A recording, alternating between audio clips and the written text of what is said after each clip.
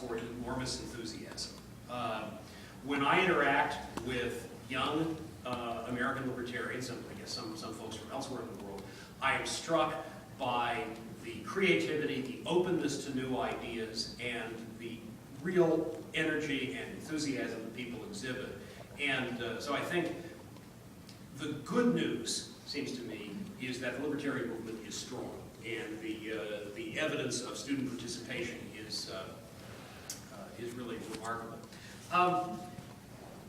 When I first talked with Simeon about this event, my sense was that it was being promoted, both to campus libertarians and to campus Occupy types. And the talk that I wrote certainly was focused on that kind of audience.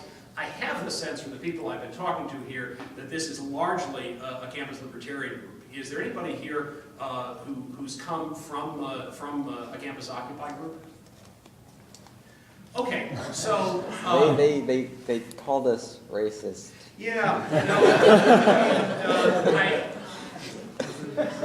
what I would say is, again, they don't know the young libertarians I know.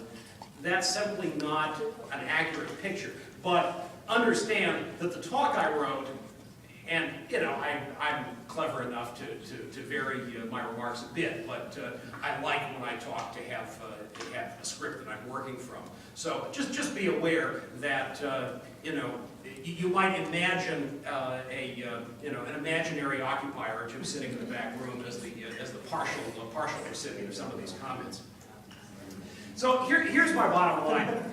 I think libertarians and participants in the Occupy movement have good reason to view each other as allies and to work together to change the world. As libertarian and occupier, J.L. Aharam notes, Occupy has been a grand experiment in non-aggression and voluntary cooperation.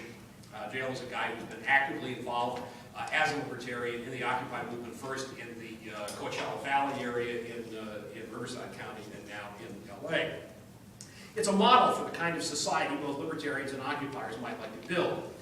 And libertarians should recognize, in turn, that occupiers have correctly identified a range of serious problems. I hope that some occupiers might find libertarian responses to these problems appealing and helpful. And my hope is that this group is full of people who can help to share those responses in ways that can open some eyes. I call myself, as people who've read my stuff online or seen me talk before will know, I call myself a left-wing market anarchist. That means that I'm somebody who's a libertarian who's also happy to identify as a leftist. I think there's common ground with regard to multiple issues on which I don't plan to focus this evening. I believe large numbers of libertarians and occupiers agree on the need to oppose war and the national security state, to support civil liberties, and to call for an end to the senseless, unjust, racist war on drugs. And like many other libertarians, I certainly favor abortion rights, sexual freedom, marriage equality, while unequivocally rejecting prejudice and bigotry rooted in how people look, where they were born, what they're like anatomically, or who they're sexual with. But I think it may make sense to focus primarily this evening on economic issues, especially though not exclusively ones related to elite privilege, because I think that's the area in which there's room for the most fruitful conversation. That's the area in which I think most occupiers don't know libertarians well, somehow think of libertarians as enemies rather than allies. And I want to try to help dispel that illusion. To anticipate, libertarians believe the problems the occupation has rightly identified are rooted in state-sanctioned violence and state-secured privilege. And the solution is therefore to offer remedies for the violence while eliminating the privilege. The kind of collaboration I have in mind has certainly happened before. 4 decades ago, libertarians forged a thriving alliance with the New Left that focused on the twin issues of war and the draft, of aggressive violence and slavery to the state. It was fruitful and exciting, but it fractured for a whole host of reasons, including the fact that some people on the New Left rejected the idea of a peaceful voluntary society and embraced revolutionary violence. That wasn't true of everyone. It wasn't true of New Leftists who were also libertarians, heroes of mine like Karl Hess and Carl Oglesby. Unfortunately, not everyone in the alliance fit their profile. And the New Left's characteristic commitment to decentralization, its opposition to hierarchy and authoritarianism, didn't seem to persist as its members grew older and joined the establishment and started trying to use the system to make change happen instead of hanging on to their recognition that the system itself was the problem. Individual libertarians and libertarian institutions reached out to the left, but there was no concerted attempt to rebuild the alliance Hess and Murray Rothbard had sought to construct. Now, perhaps it's not very surprising that there wasn't. After all, when a president whose conservative opponents tarred him as a representative of the protest movements of the 60s took office in 1993, a president a superficial observer might mistakenly have seen as a product of the New Left, never mind the fact that, quite probably, like our current president, he was a CIA asset informing on anti-war protesters. That president made sure everyone knew he wasn't really a peacenik. Far from it. He made sure by committing American troops to a pointless conflict in Somalia, by involving the U.S. military in an imperial war in the Balkans, by bombing a pharmaceutical plant in the name of fighting terrorism, by continuing the embargo that caused the deaths of vast numbers of Iraqi children, deaths his Secretary of State famously said were worth it. The same president, whose conservative critics damned him as a pot-smoking long-hair, sanctimoniously defended the drug war, including his decision to support his own brother's imprisonment for peaceful drug-related conduct. Given how little he really identified with the counterculture with which his attackers sought to associate him, it's hard not to ask, who cares whether or not he inhaled? That same president gave us the murder of peaceful people at Waco and the Anti-Terrorism and Effective Death Penalty Act, which paved the way for the Patriot Act. Conservatives also claim to see evidence of the New Left's influence on Barack Obama's presidential campaign. I don't know, and I don't really much care, whether former weatherman Bill Ayers ghost wrote dreams from my father. What I do know is that when he assumed office, Obama seemed absolutely committed to serving George Bush's third term. There were more bailouts, more giveaways to corporate cronies, and worst of all, more surveillance, more torture, more state secrets, more war. It's hardly surprising that establishment Democrats have sought to co-opt the occupation in the interest of Obama's re-election campaign, just as Dick Armey and others have attempted to make the Tea Party their own. But I am confident that occupiers get the point that establishment politicians aren't their friends, that the system isn't the solution. And of course they're right. The problem isn't this or that politician, but the state itself. Abuse by the state isn't a bug, it's a feature. That's why libertarians can say, should say to occupiers, freedom is right. It works, you should embrace it, and you don't have to give up what you care about in order to do so. Libertarians care about things that matter to you, and you can and should achieve your goals using libertarian means. It should be clear to occupiers, if they're paying attention, that the president isn't on their side. He wants to co-opt them, but he's not on their side. Congress isn't on their side. The Supreme Court isn't on their side. And too many activist groups have been defanged by the con job that's persuaded them that Obama really wants to do the right thing, that he really wants to if they'll just give him a little time and keep supporting him. If you're a principled leftist who cares about corporate privilege, the politicians and judges and professional activists aren't in your corner. So who are you going to call? Who are you going to call? Bailout busters, privilege busters, libertarians. That may come as a surprise to some occupiers, though. By design, there's been no formal program or platform for the Occupy movement, but it's clear that there are key features, key concerns that grab the attention of many, perhaps almost all, of the occupiers. The concentration of wealth, the abuse of power, growing economic insecurity. Some, though by no means all occupiers, tend to associate these problems with something they call, I think mistakenly, the free market. And that's hardly surprising, since pundits and apologists for the corporatocracy repeatedly talk blithely and uncritically about the free market system we have now, or something equally silly. So when libertarians say they're for markets, occupiers may hear them as implying that they're unconcerned about poor people and they're really just shills for big business.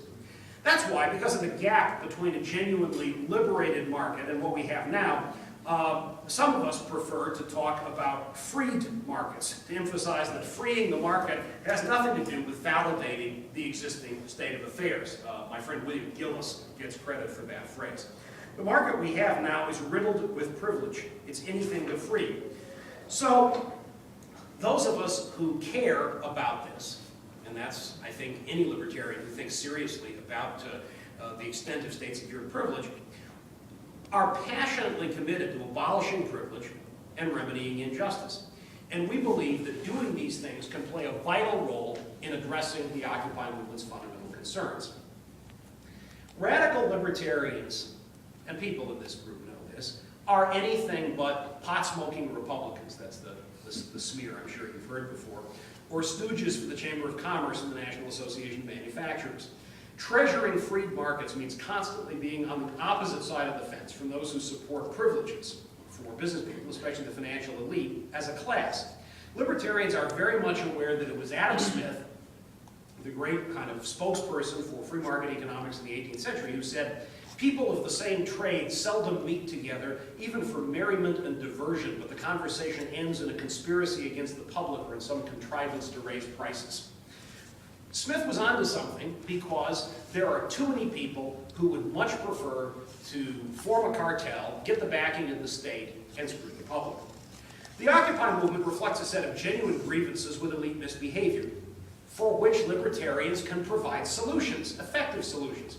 I've been really pleased by the chance to communicate recently with Students for Liberty board member Pericles Niarchos, who's actively involved in Occupy Philadelphia.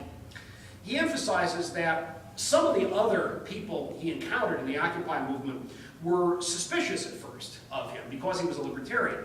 But now, he says, now that people realize we all care about the same issues, things are much more conversation-based. That's the point, emphasizing that we care about the same problems and that we offer effective solutions to those problems, organized around our opposition to state-secured privilege. Some occupiers talk about the conflict between the 1% and the 99% as if their concern were simply with relative differences in wealth. But the crucial factors here are the sources of elite wealth and the continued impact of state-sanctioned violence and state-secured privilege on the distribution of wealth. As my friend Sheldon Richmond puts it so bluntly and so accurately, Wall Street couldn't have done it alone. The crony-ish relationships between the financial and political elites that the great Murray Rothbard chronicled powerfully in Wall Street, Banks, and American Foreign Policy play a vital role in explaining the inequities occupiers rightly protest. The state is the problem. It continually redistributes wealth upward to the wealthy and well-connected. It serves the interests of those who acquire and maintain wealth through political privilege, whom, following C. Wright Mills, I'll call the power elite. The concentrated wealth of the power elite comes precisely from the chummy relationship between business elites on the one hand and politicians on the other. The vast majority of politicians are ultimately on the side of the wealthy and well-connected. Either they're wealthy and well-connected themselves, or they seek to become so using their political offices, or they're in the pockets of those who are. And history shows that they have constantly used efforts designed to promote the public interest, not really, but sold that way, to benefit the corporate elite. The power of that elite depends ultimately on privileges granted and maintained by the state.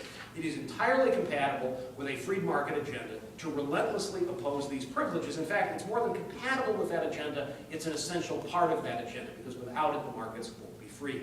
Without the state, elites wouldn't have legally secured privileges, they wouldn't be able to hold on to stolen assets, and competition would erode their wealth.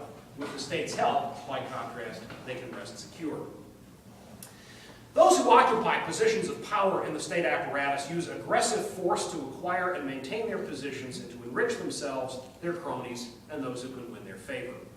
The group of people with political power and state-secured economic privilege is not static, and it's not limited to those on one side or the other of the fluid dividing line between the state and big business. Some members of the economic elite become elected or appointed officials. Elite individuals or groups may sponsor candidates for elective or appointive office, and so promote the selection of people who are either fellow members of the elite or else favor its agenda. Once in office, elected or appointed officials not already committed to the agenda of elite groups predictably become the focus of efforts to suborn or manipulate them. And of course, the nature of both campaigning for elective or appointive office and of exercising the power associated with such office means that those who successfully seek them are likely on average to be significantly more ambitious, more power-hungry, more adept at acquiring and keeping power than typical members of the population. It is no surprise that repeatedly, studies of people with organizational, especially political power, note the similarity between their personality types and the personality type of the paradigmatic sociopath. So, even if previously relatively distant from elite groups, they may be more susceptible to influence by elite groups that offer them security, opportunities for greater power, and chances for financial rewards. And they will in any event be likely, if not already members of the power elite, to employ their offices to secure status, power, and wealth, and thus to enter the power elite themselves. So the power elite becomes self-renewing. We're talking about a ruling group made up of dominant players in the economic realm, particularly the finance capital sector. As Rothbard repeatedly pointed out, finance capital is intimately connected with the state. And the political realm, who employ actual or threatened force undertaken or tolerated by the state to acquire and maintain wealth and social and cultural dominance. Violent dispossession is certainly an element of the political means of acquiring wealth. The typology here goes back to the great libertarian sociologist Franz Oppenheimer, whose 1923 book, The State, popularized this distinction between the political means of acquiring wealth and the economic means of acquiring wealth, between, you might say, the aggressive means and the voluntary means. But frequently, changes in legal rules and institutions designed to benefit privileged elites are framed as efforts to protect the public, right? In recent American history, for instance, efforts to reduce competitive pressure on large corporations and to enable major industry players to promote cartels were predictably characterized as efforts to protect consumers. This was a great strategy. Sell the public on these regulations as somehow designed to help them beat back the dangers of evil big corporations, when in fact, if you go behind the scenes, what's really going on is that the businesses that are being regulated turn out to want the regulations to shut down competitors, make them subject to fewer competitive pressures, and make it easier for them to dump the public. Elites characteristically prefer to promote their own interests under the guise of pursuing the public's. Unfortunately, intellectuals who buy this rhetoric often defend the policies these elites promote, which is why the great libertarian theorist Roy Childs once quipped that progressive intellectuals were the running dogs of big business. It's easy to con people who start out with a certain story in their minds, what we might call the civics book story of American politics and American economics, in which the idea is somehow that there was a time when evil big business ran rampant in America, and then the federal government rode to the rescue on its white horse. And the reality is absolutely the opposite, that while certainly politicians and business types have been in conflict, well-connected businesses have consistently used the political process to their own advantage. The state is the operative mechanism responsible for actively and passively enabling elites to acquire and maintain their prerogatives. Wealth concentration occurs when market actors employ violence in their own interests, or when they capture a state apparatus whose métier is the use of aggressive force. Absent the use of violence to steal and to create and maintain privileges for favored groups, especially the power elite, the irresistible creative destruction of the market will tend to erode privilege, and that, of course, is precisely not what elite groups want. Of course, elite groups aren't the only beneficiaries of state-secured privilege. Politically influential, well-favored groups, many of whose individual members aren't part of the ruling class, may nonetheless gain privileges from the state in virtue of the fact that some of their members do belong to the power elite, or simply from the fact that they're able to lobby successfully. Some obvious examples, physicians and property developers.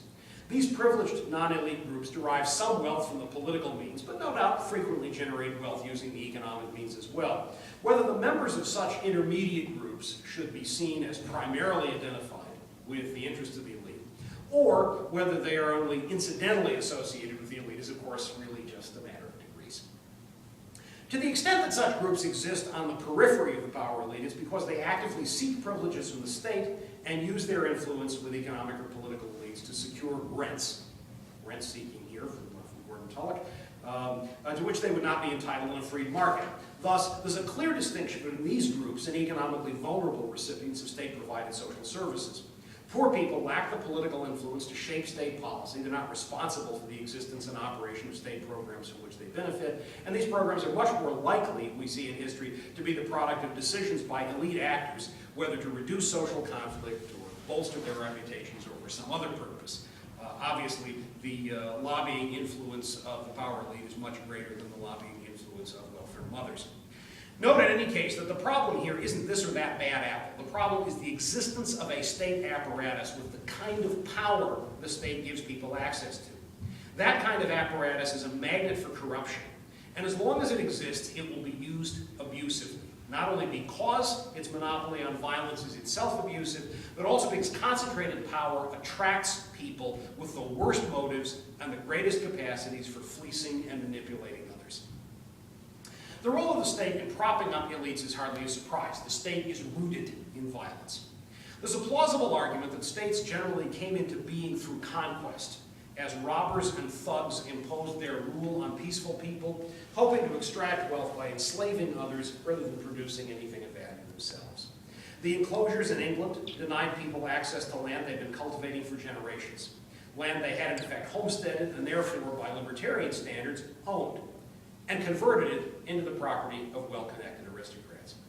People continued to be driven off their land and denied opportunities to compete for better work during the Industrial Revolution, often to the same people who then offered them low-wage jobs, people who had effectively ensured using aggressive force that factory work was their best available alternative. It's worth noting that in this period, the rules were really draconian. It's striking sometimes, if you haven't read about this stuff, to see how awful the rules were. So there were rules in England in this period that it was illegal for you to move outside your parish, which would be fairly small, in search of work unless you got special permission. And of course, what's the practical effect of this? If you can't move looking for work, then you've got to take the work that's available in this narrow area, and obviously that means you can't compete for better wages, and the effect then is to drive down wages. And you find people actually writing in this period, in print, things probably people wouldn't have the nerve to say now, but they said them happily then, you know, we have to make sure that people don't have the option to choose leisure over bad work. And so we have to rule out these alternatives, and clearly they were willing to use force to do that. In colonial North America and the early United States, politicians used violence to evict American Indians from their land, and governments simply announced their ownership of huge tracts of undeveloped land and parceled it out to politicians and their cronies. But it's just amazing stuff. They would just draw lines, in effect, on the map and say, here we are, we control all of this. The effect, of course, was simultaneously to make the politicians and their cronies rich and to deny other people opportunities to better themselves by homesteading the land. Similar inequities occurred in Latin America, where peasants, who by right should have owned the land they tilled, were turned into tenants of landowners empowered by colonial governments. The government boosted wealth through its subsidies to the system of slavery. By maintaining order and returning escaped slaves, politicians boosted the profits of the agricultural aristocracy and shifted the costs of maintaining slavery to others. And of course, this kind of injustice is hardly limited to the distant past. A broad range of legal rules and institutions create wealth for privileged elites at the expense of others. Peaceful, voluntary exchange, in the context of a free market, tends to share the wealth, to disperse prosperity widely. And that means that it tends to make the wealthy and well-connected insecure. If they can't keep satisfying consumers, they'll go out of business. And even if they're able to stay in business, competition will drive down their prices, making consumers better off while leaving them with less and less profit. No wonder former Archer Daniels Midland President Dwayne Andreas famously quipped, I paraphrase, that our competitors are our friends, the customers are our enemies. Because customers want low prices, not high profits for producers. The wealthy and well-connected want to be insulated against the corrosive effects of freedom, and they can use politically secured privilege to get the insulation they want. They want to be free to compete with others, but they don't want anyone to be free to compete with them. And that's where the state comes in. The state can steal on the elite's behalf. It can create and maintain privileges that benefit the wealthy and well-connected. It can erect seemingly neutral barriers to entry that insulate established players against competition. It's crucial to emphasize the difference between property rights as libertarians understand them and what Thomas Hodgkin, great free market radical in 19th century England, called artificial property rights. Property rights created by political fiat. Libertarians don't want to return to feudalism. They understand property rights simply as a set of rules designed to prevent conflict by determining priority of access rights to a given piece of finite, scarce physical reality. They believe that unowned physical objects can be acquired by labor and that owned property can be transferred through peaceful, voluntary exchange. By contrast, the state arbitrarily confers property rights on its cronies, stealing from ordinary people for the benefit of elites, and that's why libertarians of my sort, at least, are absolutely opposed to privilege secured to the state. So, just, to talk turkey here, while my folks are left libertarians, left-wing market anarchists, on this we agree with folks who are often thought about as the most hardcore of the right libertarians, the folks at the Mises Institute. Intellectual property is a creation of state power. It channels resources to people with politically granted monopolistic privileges, reduces innovation, concentrates wealth, and enhances power. State control over coining money isn't necessary as a source of financial stability or monetary integrity, but it enables government to impose what amounts to hidden taxes by inflating the currency at will, and to fund destructive projects, especially large-scale wars. Capitalization requirements and other regulations limit access to the banking business and thus increase the cost of capital and, of course, funnel money in the direction of bankers. Tariffs boost the profits of domestic producers at the expense of consumers and foreign producers, and make it easier for domestic producers to cartelize by insulating them from competition. Tariffs hurt poor people by significantly increasing the costs they need to pay for imported goods, including often enough food needed for good health, that would be less expensive than domestic alternatives, absent import duties. Though often touted as propping up poor workers' incomes, tariffs serve primarily to boost the profits of poorly performing domestic producers at the expense of both domestic consumers, especially poor ones, and foreign producers. Vast tax expenditures on transportation infrastructure subsidize businesses with long-distance shipping lines. Government-mandated business and professional licensing drives up the profits of those with licenses, all the way from physicians and lawyers to holders of New York taxi cab medallions, which can cost hundreds of thousands of dollars, while unnecessarily reducing the options and the resources of those who take advantage of their sources.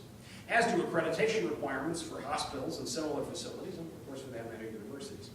Politically guaranteed privileges are responsible in multiple ways for many profits. In an environment in which they do so, unionization can help to improve workers' economic positions. And here I simply agree with the 2000 Libertarian Party platform, which talks about the importance of free association and the elimination of state-secured privileges for unions, but also the elimination of state-secured liabilities for them. Not only does state-secured privilege boost the position of the power elite, it also makes and keeps people poor. For instance, the requirement that one obtain a business license or some other sort of permission from local authorities in order to open a business limits the ability of people without much startup capital to open businesses. Specific occupational licenses are obviously even more burdensome, especially when they require costly and dispensable equipment or unnecessary certification. Enormous upfront expenditures, like those needed to obtain New York taxi cab medallions, limit poor people's access to employment as well. Zoning and similar requirements keep people from using the low-cost facilities that are their own homes for business purposes, imposing the heavy burden of working elsewhere. Zoning regulations and building codes affect poor people's ability to find housing. Housing that doesn't meet someone else's standards of acceptability is denied to poor people who could pay for it, but who might be unable to pay for something significantly more expensive. The burden on the poor is only increased when certain kinds of jobs are denied to people at all, like selling medicines in locations other than legally approved pharmacies, supervised by licensed pharmacists. And minimum wage requirements reduce employment for poor people. That's their practical effect. Ending licensing and zoning requirements, building codes, and minimum wages will represent a shift of income to poor people whose costs of living will be reduced and will be able to earn more because they'll be able either to work for others or to start small businesses when they otherwise couldn't. At the same time, it would be crucially important to reverse the effects of massive theft on the part of the state. And here again, I go back to Murray Rothbard, who certainly would not have thought of himself as a lefty, but from whom I've learned a tremendous amount. And read Murray Rothbard's essay, which you can easily find online, Confiscation and the Homestead Principle, which comes in an early issue of a 1969 journal called the Libertarian Forum. Karl Hess also writes a great piece there called What Are the Specifics? The idea here, bottom line, is reverse the effects of massive theft on the part of the state. Also, the success of mutual aid networks in the past suggests that where economic insecurity and deprivation persisted, despite the elimination of privilege and the rectification of problems created by past injustice, people could care for each other without any involvement by the state if the state would simply get out of their way. The reality is, if you read stuff on this, probably the most substantial book by an American historian is David Beto, B-E-I-T-O, David Beto's book, From Mutual Aid to the Welfare State, which talks about the elimination of the mutual aid networks that have existed at the turn of the 20th century. But there are some great short versions that might be found of the relevant story. My friend Robert Long has a great piece called How Government Solved the Healthcare Crisis. And you just Google that title, How Government Solved the Healthcare Crisis by Robert Long. You'll find a great story here of how mutual aid networks did a great job of providing people with access to super inexpensive health care until politicians got involved. The healthcare crisis of the title, he's being funny with the title, is the crisis that people were getting health care too inexpensively, and the well-connected didn't like that very much. So, in any event, libertarians believe in a program that's absolutely vital to combating global poverty, immigration freedom. We believe in free markets, and we therefore believe passionately that peaceful people should be free to make agreements with anyone they choose, and that government bureaucrats and cops shouldn't be able to stop people from engaging in voluntary transactions just because they don't have government-issued papers. We don't need the government's permission to move or to work, and principled leftists should see that that makes us their allies on this front as well. State-secured privileges inefficiently and unfairly shift resources to various politically favored groups. Eliminating them would almost certainly shift resources then from the members of these politically favored groups to members of the general population. Eliminating privileges would also help to do something about the insecurities and indignities that make the world of work so unpleasant for lots of people. Some people have great work lives, and you know, I think I'm one of those people. My work life, not so bad at all. But for lots of people, work really stinks. And as the great 19th century libertarian Lysander Spooner argued as early as 1846 in a wonderful and underappreciated essay of his on poverty, for people to really have independent lives and to experience dignity, you want to increase the opportunities for people to work for themselves. Because while there are some insecurities there in the current economic environment, most people don't really like to be bossed around. With living costs lower, barriers to entry reduced, and mutual aid schemes available as sources of security, people would have more leverage when they negotiated contract terms with employers, and it would be less expensive and less risky than it is now for them to work for themselves or to opt for partnerships or other kinds of alternatives to working in big corporate hierarchies. Being a libertarian means, I think, that you don't like seeing other people pushed around, you don't like being pushed around yourself, and getting the state out of the marketplace can increase the odds that people won't be pushed around at work. We can help principled leftists see this, that if people have alternatives, the market will enable them to negotiate for better terms of work. And you increase the alternatives by freeing up the market and getting rid of state-secured privilege. And of course, in a free society, people would be able not only to work more enjoyably, but to work less. With living costs reduced because state-mandated floors on housing and other costs were removed, people would find it easier, if they wanted to choose leisure over higher pay. Now, some people would like to work hard and would like to get the stuff that comes with that, and that's just fine. But people who wanted to choose other options would be freer to do so because the floor would be set by the market rather than by the arbitrary power of the state. People, therefore, would be free to relax and play and establish meaningful community connections, including social networks that could offer mutual aid that would help to make the option of avoiding paid work even more viable. Eliminating privilege can also help to protect consumers, and this is another message that occupiers and others need to hear from us. Consumers surely ought to be able to use the legal system. I don't mean the system of government regulation, but the system of tort law, to protect themselves when they're defrauded or when they're harmed directly or indirectly by pollution, for instance. Again, great stuff here from Rothbard. Go read Rothbard's essay, Property Rights and Air Pollution. As long as people have legally recognized rights to the integrity of their bodies and their property, they can do this without the involvement of the state.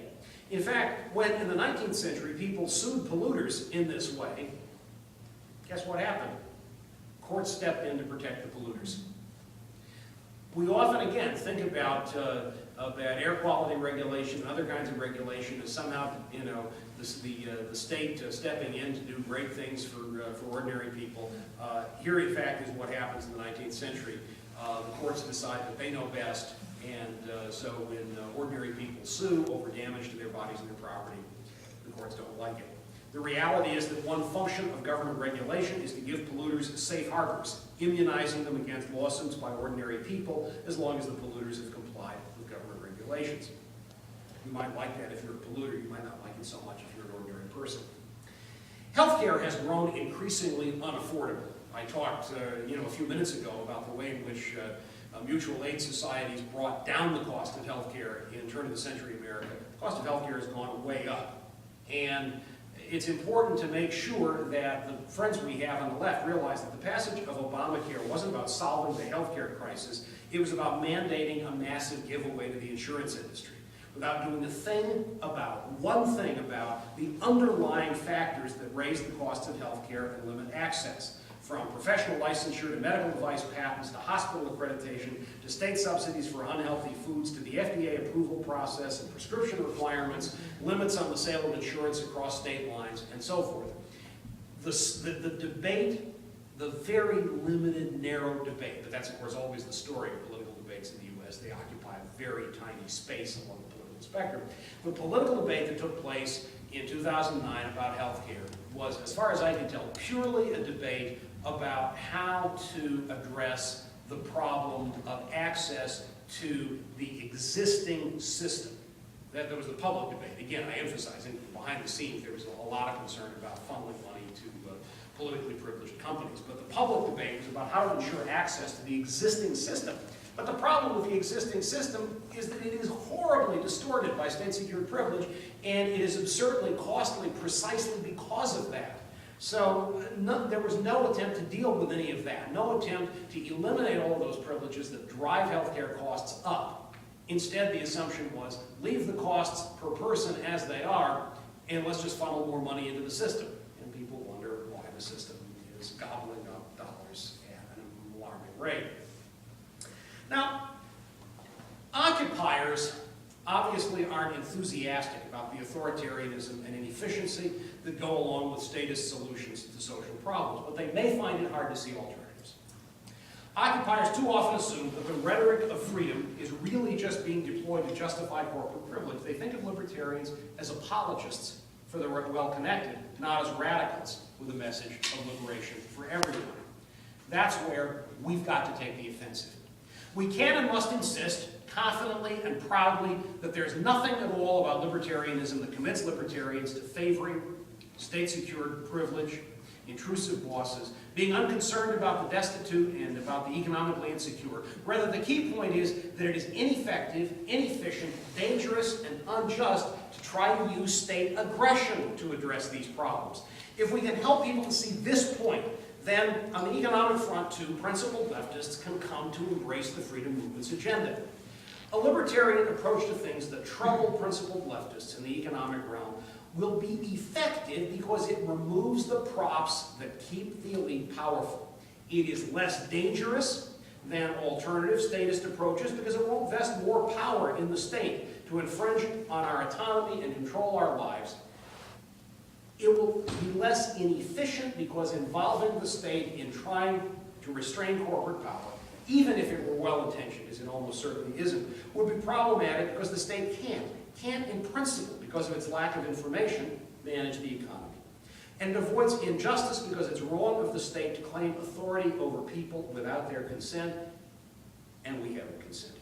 I haven't, and I'm betting no one here has either. Anybody here consent to the state? Okay, just checking.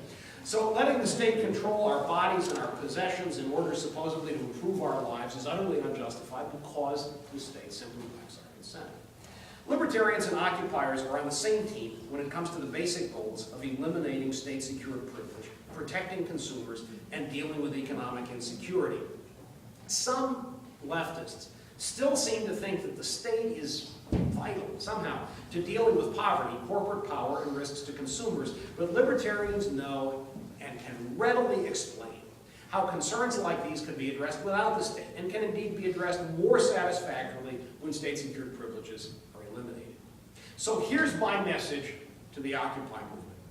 If you want to find political allies who despise corporate privilege, the privilege that creates the divide between 1% and 99%, you found them right here. This is where you belong. Here, where you can explore and implement peaceful, non-authoritarian means of achieving your social and political goals. The state isn't the answer.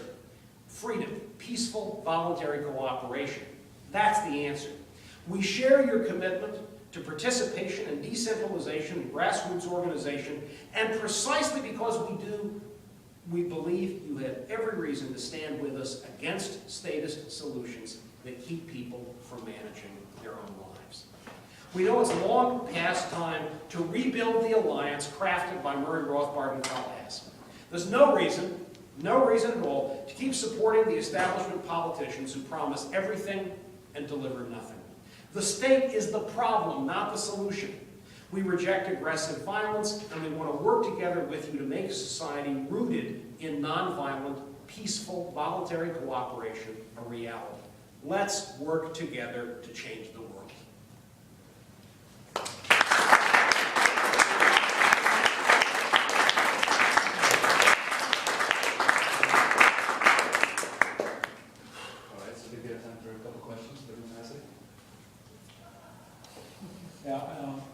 A question, can you explain more about, we're talking about pollution and Yeah. as being a solution. Can you Yeah. delve in a little bit more? Sure. So if you want to get far more information than you're ever going to want about this stuff, I encourage you to just Google the phrase free market environmentalism. The basic idea behind free market environmentalism, pioneered especially not only by that Rothbard article I mentioned, but on a continuing basis by the folks at the Property and Environment Research Center, which you can also Google, is to say that to the extent that you've got real problems with, obviously, pollution includes various kinds of pollution, water pollution, air pollution, and so forth, but if you've got robust, clearly defined property rights, then ordinary people who are harmed already by pollution, or who anticipate, who are being threatened by pollution, can use the tort law system to either get damages for existing harms or to use injunctions to block prior harms. And that's what people were trying to do in the 19th century, using the law of nuisance to get at the fact that their property was being damaged, let's say, by downstream pollution from factories that couldn't figure out how to process the pollutants better. And so I think that's the basic idea behind the free market environmentalist model, that you recognize there are real environmental harms, and there are harms to real people's bodies and real people's property, and as long as you protect those property rights and those bodies with the legal system, people individually or in groups can do something about that. Yes, sir. Could you explain in a bit more detail how it is that minimum wages affect negatively the poor? Sure. People have a certain amount of money to spend when they're hiring workers. If what a minimum wage law does is to raise the cost of hiring a worker, at least in certain areas, and so each individual worker costs more, that means there will be fewer workers hired.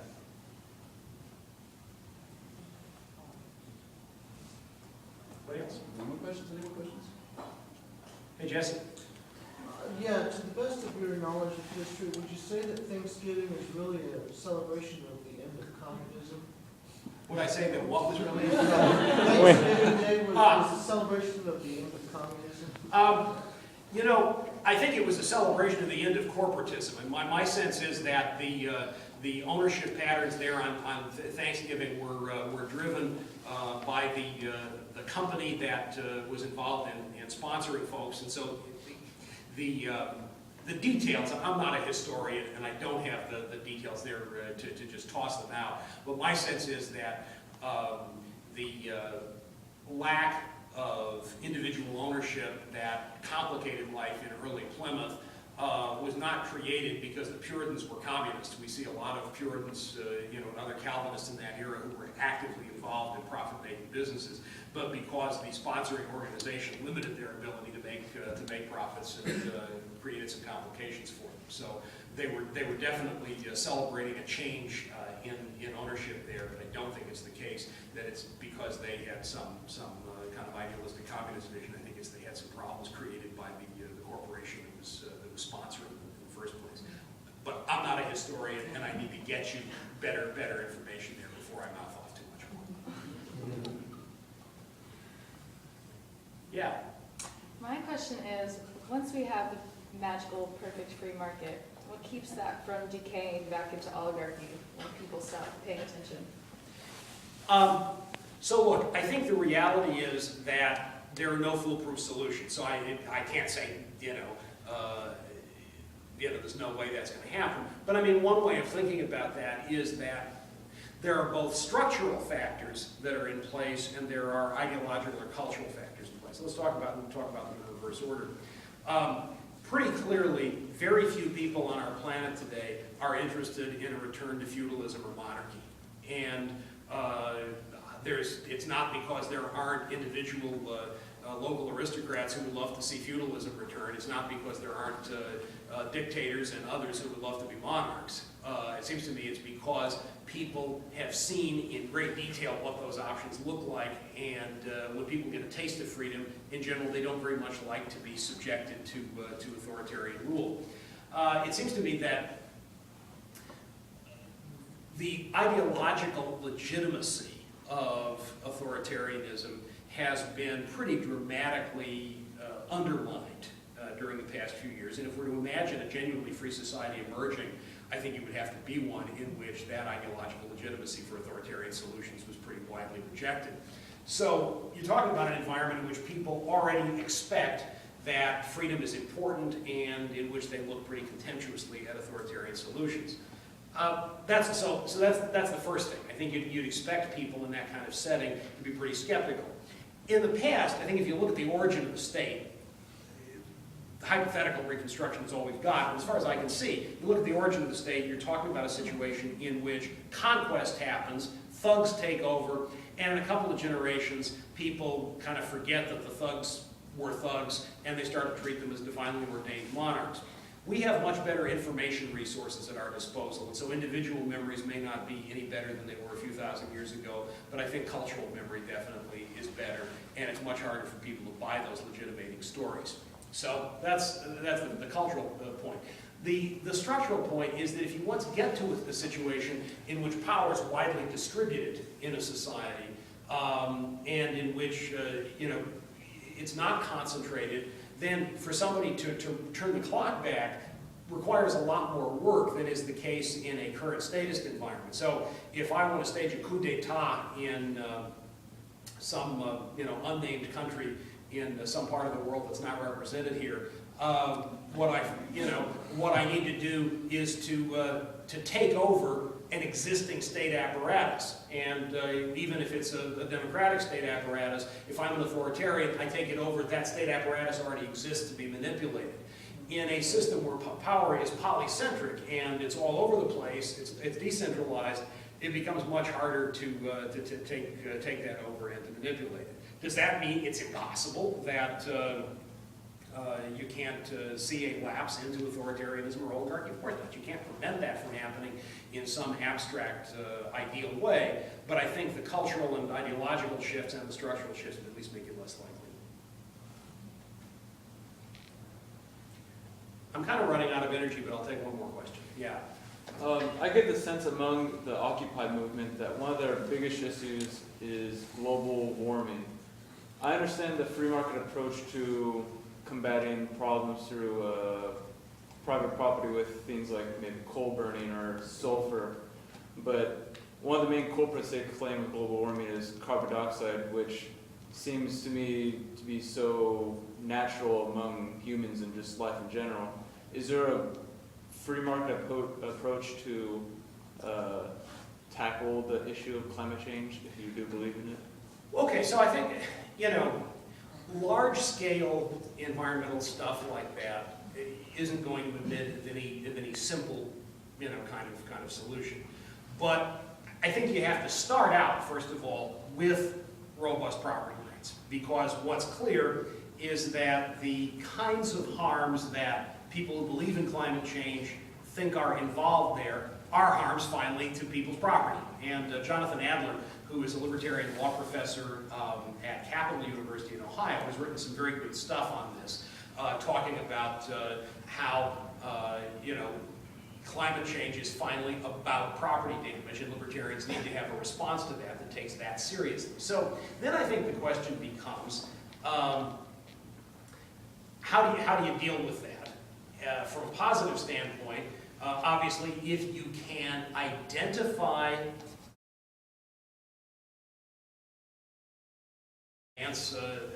assistance to folks who are dealing with this kind of thing, and so insurance, I think, plays a role there. But the other thing to recognize, this is not a perfect response, because if HEW is real, it's hugely complex and it requires, I think, a lot to think about. But the other piece of the response, I think, is even if you don't think that the kinds of solutions that I've talked about in terms of robust property rights, class action suits, insurance mechanisms will ultimately protect people in quite the way you might like, you have to ask what the alternative is. The problem, obviously, of having the state proceed is multifold. Obviously, the state doesn't have the economic information that it needs to make good decisions here. The state doesn't have necessarily the scientific information it needs. I think it's very important to deny the assumption that the state is some politically neutral machine that simply implements whatever decisions the best experts provide. In fact, it's highly political, and elite groups are going to use the state, as for instance GE has, in responding to the worries about climate change to benefit themselves, and there's going to be a distorting effect there. So even if you don't think that the market solutions are optimal, you also have to ask whether the state-driven solutions aren't going to be terribly destructive and suboptimal. And so, again, obviously you have to ask the prior questions about what the science actually shows, but then once you answer those questions, and certainly you can think about what a libertarian writer who's happy to accept the science, like Matt Ridley, will say about the importance of being a, quote, lukewarmer. Ridley's point is the science is there, but people who talk about the science often talk only about the negative consequences and not about the positive consequences of warming, as he sees it. But once you move past the science there, you then need to ask about the economics. And just because somebody is confident about the science doesn't make that person an expert on the economics of the situation. I think the economics suggest that there are real advantages to robust schemes of property rights, that insurance schemes can play a difference, and that the state simply can't be trusted to do a good job in responding. Okay. Okay. Just really quick, what was that Arthur you said who was like the lukewarmer? Matt Ridley. Mattriddley. Matt Ridley is the author of lots of books. He's a biologist who studied at Oxford, but who now kind of spends his time as a kind of a pretty sophisticated science writer. And the book that he talks about this stuff, and he has actually a website in which he discusses this stuff. He writes a column for the Wall Street Journal and elsewhere, but he's got a book called The Rational Optimist, in which he discusses some of these matters in more detail.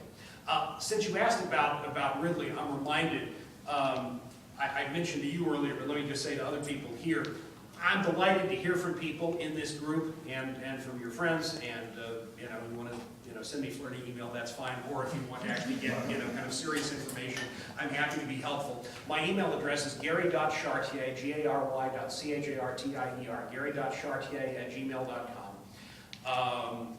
You can also find me on Facebook at facebook.com/Gary Chartier, and in particular, if you're interested in the kind of cluster of economic ideas I talked about here, my friend Charles Johnson and I co-edited a book that came out last fall called Markets Not Capitalism, that tries to argue for a radical pro-free market position that distances itself from state-secured privilege.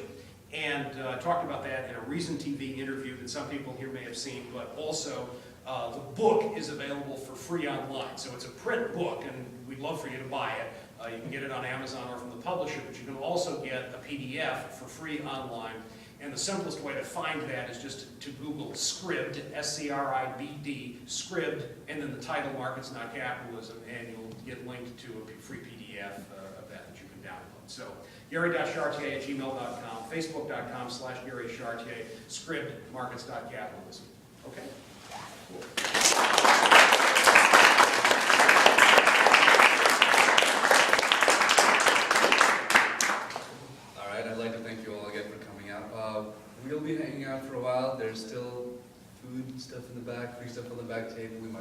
pub in a little while, so, just socialize, come talk, everyone.